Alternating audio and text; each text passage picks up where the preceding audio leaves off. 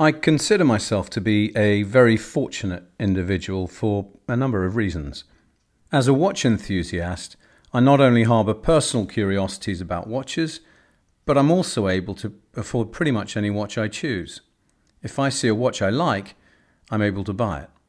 However, I have self-imposed limits to this behaviour, and something in my personality stops me from buying watches willy-nilly. I happen to believe that there are times when dreams should remain dreams, and I thought I'd share my personal philosophy to my watch enthusiasm in this video. Of course, what I've just said also assumes that the watch brand is willing and able to sell the watch in question to me, and that's not always the case. For example, the only thing I'm guaranteed by FP Journe is a multi-year wait for me to potentially, one day, acquire their fabled chronometre bleu, such as the limited production versus demand dynamic. Frankly, I'm still not even sure if I'm actually on the waiting list, and it feels overly desperate to ask directly. The flip side is that I just can't bring myself to pay grey market prices to own the watch today.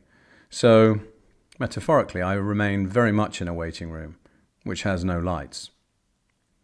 Thinking back to the time before my interest in watches was peaked, I would never have envisaged my watch journey unfolding as it has. It feels completely accidental. In fact, I'm pretty convinced that had I never been gifted a watch by a friend to mark my 40th birthday, I suspect that I would still be wearing the same Rolex GMT Master 2 that I bought for myself in 1990, and that I would be oblivious to the wider watch world and this hobby that I now enjoy. I say that with some degree of certainty because over the years I specifically recall seeing watch adverts, posters, and also, with the advent of social media, posts of people doing this rather odd thing of sharing photographs of watches on their wrists. I often ask myself why anyone needed more than one wristwatch. This was a silent conversation that occurred between my ears, so it never progressed beyond the rhetorical. It was something that I never understood, and back then, it never even crossed my mind to buy another watch. I was content with the one watch on my wrist, seldom removing it, and I didn't feel any real compulsion to buy another watch for almost 2 decades. I did buy other watches during that time, but really they strictly fell into the I'd like another wristwatch to wear whilst my Rolex is in for a service category. I bought my GMT Master 2 in 1990, as soon as I'd saved enough money from my first few paychecks. I don't remember what was on my wrist prior, nor, frankly, whether I was even wearing a watch at the time. I distinctly remember coming home, having made my purchase on Oxford Street in London, proudly showing off my new watch to my father. "Look, Dad, what do you think of my new watch?" When I think back to how he responded, it makes me chuckle. However, at the time, what he said to me made me stop and think. In the moment, he looked away from what he was reading, glanced at the watch on my wrist, and replied straight away, "It looks like a cheap Rolex to me." I believe that he was referring to the fact that this was a stainless steel watch as opposed to one made of precious metal. And whilst his reaction didn't diminish how I felt about my new watch, nor did it take away any of my personal enjoyment of my new Rolex, his comments stayed with me and underscored how perspectives and opinions differ from one person to the next. I think I knew what he was saying, but equally, I disagreed with him. The watch certainly wasn't cheap. It represented about 6 weeks of my then salary, but equally, I accepted that it wasn't a really high-end watch either. However, when all was said and done, the Rolex GMT Master 2 was absolutely the right choice for me at the time. As a young man, it represented more than just a timekeeper to me. This was an aspirational purchase, and it gave me a real sense of achievement. In my view, this was a stunningly beautiful, go anywhere, do anything, all-purpose, everyday watch, the GMT hand making it the perfect companion for travel. I loved it, and I wore my watch pretty much continuously for the next 18 years. I slept with it on, showered with it, and wore it on all occasions, including on my wedding day. It seldom, if ever, left my wrist. I felt that I'd never need another watch. By 2010, at the time I was gifted my Bremont MB2, I started to notice Rolex steel sports watches everywhere.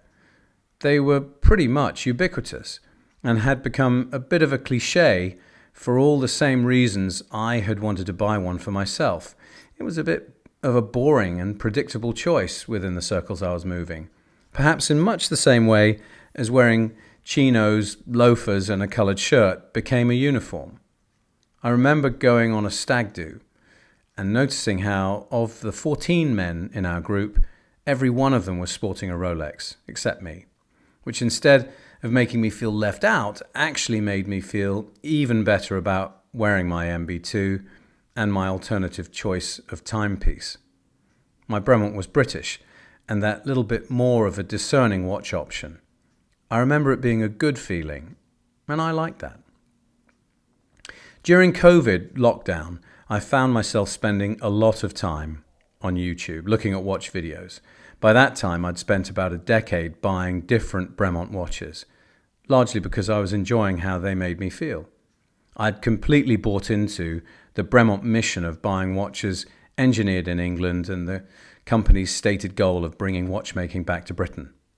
I'd bought most of Bremont's limited edition watch releases and was really enjoying what Bremont was doing and feeling like I was part of something worthwhile. Adrian Barker has talked about the feeling of being part of a club within Bremont, and I defy anyone who's attended one of their launch events not to recognize that very palpable sense of an exclusive community which Nick and Giles cultivated so well. Over the course of the next decade, I would wear my Bremont watches by rotation and recognize that they were mostly at the larger end of the watch spectrum, especially given my skinny wrists. So I started looking out for smaller watch options that weren't quite so obviously tool or heritage watches to wear. YouTube provided me with a window into the wider watch world and encouraged me to explore other watch brands. If you're new to watches, look out. It was around this time that I fell hard for the Rolex Explorer 1, the 39mm diameter case size, which for me seemed to have it all. A smaller, thinner case format than I was used to wearing, combined with an understated simplicity. As I say, I could afford to buy one, but unlike in 1990, when I simply walked into a shop in Oxford Street and left with a GMT Master 2 on my wrist, the Rolex Explorer was hard to come by, and it took more than a year of being on a wait list for this watch to eventually come my way. In the meantime, I'd become ever more curious about the Grand Seiko brand. I especially admired the spring drive technology, but I felt the Snowflake and many other Grand Seiko models were also larger than I'd like to wear. If I was going to downsize my tastes, it didn't make sense for me to buy more larger watches. And so, when the SBGY003 was launched in 2019 as part of the new Grand Seiko Elegance collection to celebrate the 20th anniversary of Spring Drive, I leapt at it. By the time of COVID lockdown in March 2020, my eye had started drifting elsewhere. There were just so many gorgeous watches, and in truth, I was all over the place, and enough so to recognize that if I didn't bring some sense of discipline to what was fast becoming a bit of an obsession, things might begin to get out of hand. To help give me a framework and also some form of containment, I made a quiet but very conscious decision to buy what I considered were the best, most iconic watch models in each of the brands that I really liked. This provided me with some structure to my watch enthusiasm and a buying framework, which I felt I needed at the time. The Omega Moonwatch was next, followed by the now discontinued Panerai Radiomir 1940, also known as a PAM 512. It's basically a smaller Panerai. And then my jaegerlecoultre Reverso, and so it went on. In March 2021, I started my Watch Enthusiast London Instagram channel. Initially, I felt Instagram was a good way to chronicle my watches, and it enabled me to provide a bit of an explainer as to what watches I owned and what they meant to me, So I began by posting one watch a week. It gave additional structure to my watch hobby and both a visual and literal reference point for my sons, who weren't interested back then, but perhaps I felt one day might wish to learn more about the watches I owned. If you've followed my journey, it will not have escaped your notice that I'm a big admirer of certain Patek Philippe watches, and in particular, the Aquanaut. It's long been a bit of a dream timepiece for me, and yet the reality is that this is a watch that I'm not convinced I wish to actually pursue. In fact, thinking about this, it dawned on me that I'm not actively seeking to buy one. I haven't registered with Patek Philippe to buy one, nor have I looked with serious intent at older or second-hand versions of the watch that might be available. And yet, this is nevertheless a Grail watch in my eyes. So now I'm asking myself, why? Why haven't I even attempted to pursue this watch? I'm also wondering whether this is unusual behavior, or do other watch enthusiasts also do much the same? Daydream and aspire to owning a watch, but take no action towards achieving that eventuality. So what's going on? In my mind, it could be because of the price or cost of acquisition. This is undeniably an expensive purchase, listed at £21,000 on the Patek website. That, of course, assumes that you're already at the front of the waiting list. Just because you can doesn't mean you should. The point I guess I'm making is I'm able to afford to buy an Aquanaut, but I haven't attempted to do this. Let's assume that Patek were to entertain a request from me to purchase the Aquanaut. It's highly likely that I'd need to wait for a period of time, which could be considerable, before the opportunity to buy the watch would come my way. Well, I'm not in a pressing hurry, so that's all well and fine, isn't it? Might my reluctance be about investment value? I'm not a buyer of watches who puts investment considerations at the forefront of my decision-making. However, the longer-term ability of this watch to be a store of value, and better still, to appreciate in value, is, of course, interesting to me. But again, that hasn't encouraged me to make a move and to try and buy the watch. What else could it be? Well, increasingly, when considering a new watch purchase, I have found myself repeatedly asking the same question. If I owned this watch, when would I wear it? I did this during my recent visit to the IWC shop on Bond Street when trying on the Ingenieur. It's a lovely timepiece, right-sized for me, a great all-rounder, and yet, when I considered when will I wear it, I wasn't able to come up with a good enough answer. Having yet another integrated stainless steel sports watch, albeit with a green dial, I don't currently own a watch with a green dial, just isn't that compelling to me. And I concluded it wasn't worth spending the money either. Quietly, I recall asking myself the same question when looking at the Tambour by Louis Vuitton last year, shortly following its release. If truth be told, I came really close to making an impulse purchase that day. However, in the moment, I found myself quietly trying to rationalize such a purchase. Will I really opt to wear the Tambour in preference to my Odysseus, or my Rolex Oyster Quartz, or indeed one of my other Rolex watches such as the Explorer or my GMT Master 2? What about my Bremont Supernova? They're all stainless steel bracelet watches, even if they're not all integrated stainless steel watches. Maybe that's not a purist's way to approach the purchasing question, but I'm not a purist. And in my head, they are all stainless steel bracelet watches. So at the moment, that's how I find myself approaching the buying decision. Where I am, and also when I am on my personal watch journey, is also hugely relevant. If I didn't already own the aforementioned watches, I might have bought the Ingenieur. There's an important element of self-regulation at play here. I sometimes feel that I have already bought too many watches, whatever that means, and my urge to spend, or rather the continued spend on watches, of what are significant sums of money, is perhaps getting a bit out of hand. It begins to feel gratuitous and completely uncalled for to have such an abundance of the same type of watch. For me, I found that I wasn't sure it was true to say money is no object. I'm now at the stage where the cost of acquisition is absolutely beginning to influence my watch purchasing habits. I've found that the thrill of buying a relatively inexpensive new watch is not dissimilar to the feeling of buying a very much more expensive one. And if I'm honest with myself, this realization has partly driven my purchases of the 12 by Christopher Ward, the Pink Lemonade by Studio Underdog, one of my Casios, and the Timex Marlin Jet, some of my newer watches, which together have a combined purchase price of around £2,500. And that presents a very different proposition to me spending £17,500 on a Louis Vuitton tambour, £20,000 on the Patek Philippe Aquanaut, or indeed £40,000 on an FP Journe chronomètre bleu. So perhaps cost of acquisition gets a little closer to my truth and the reality of what's affecting my watch buying habits these days. In that sense, I'm becoming more price sensitive. But ultimately, I'm wrestling with my own self-imposed restrictions on watch purchases.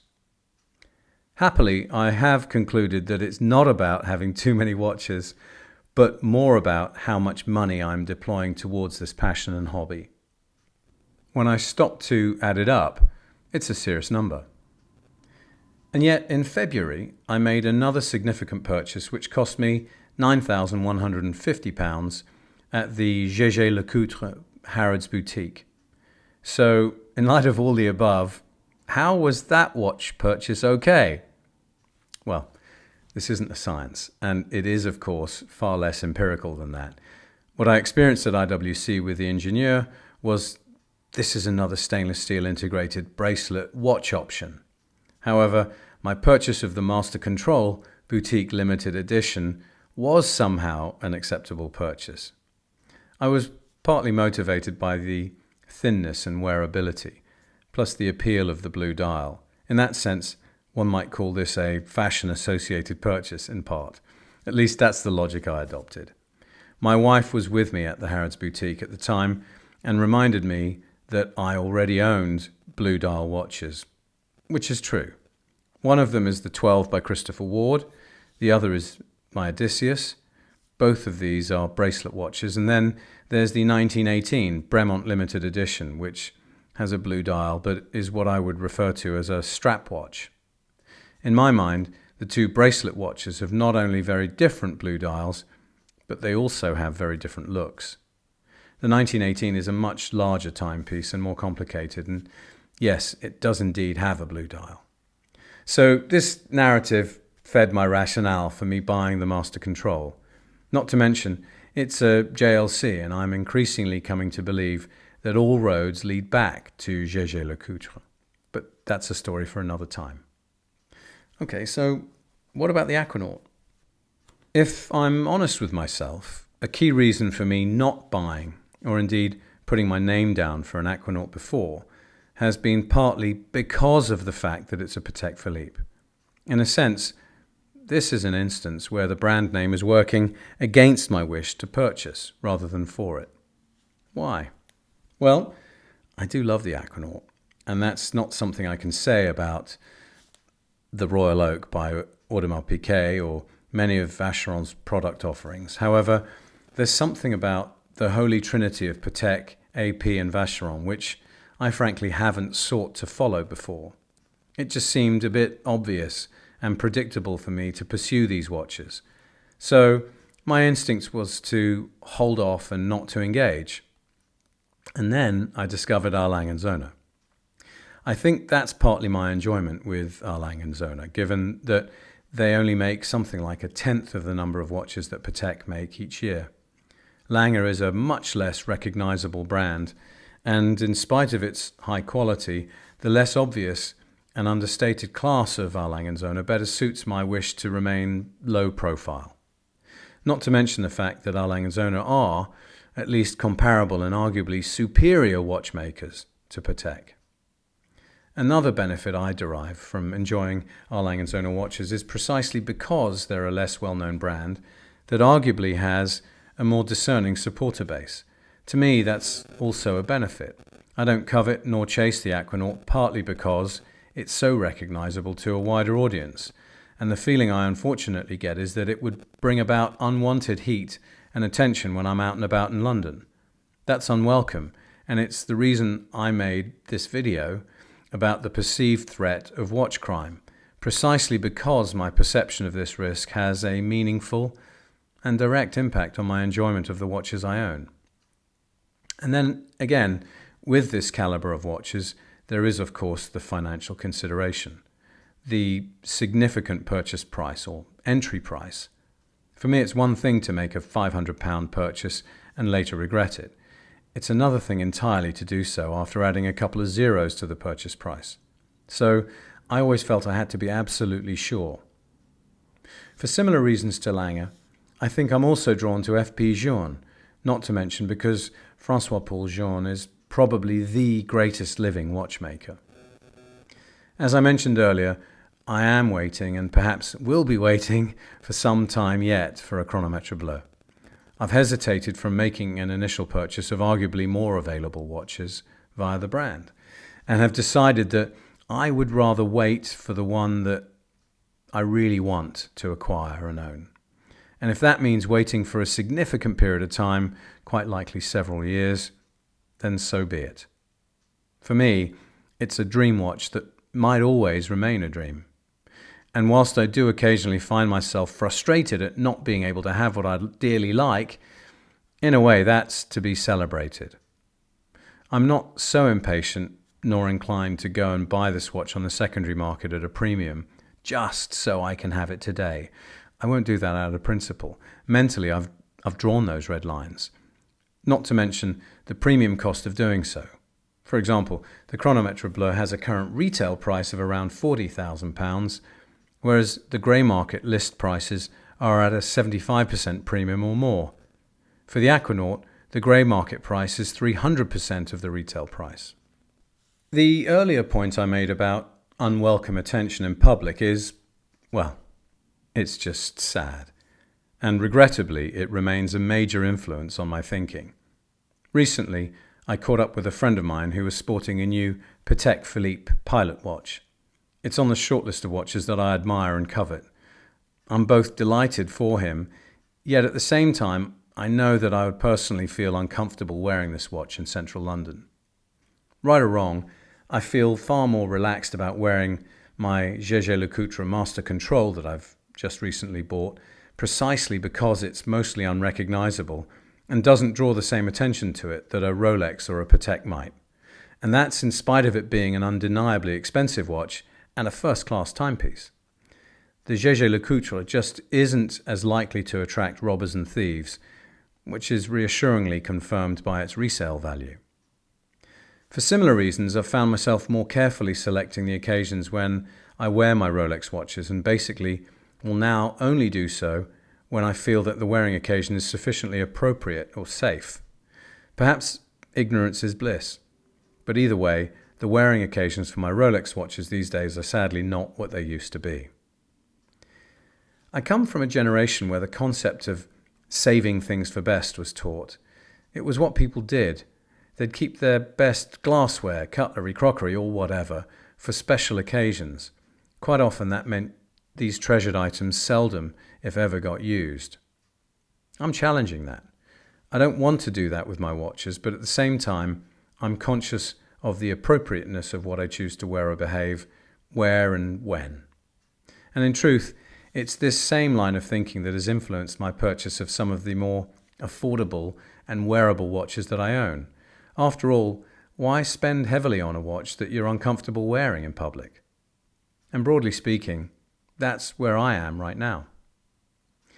To date, my horological journey has been anything but straightforward, but it has been uniquely me.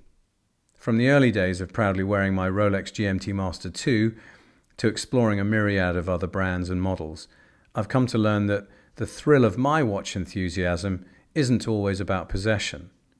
Sometimes the dream itself holds more value than the reality.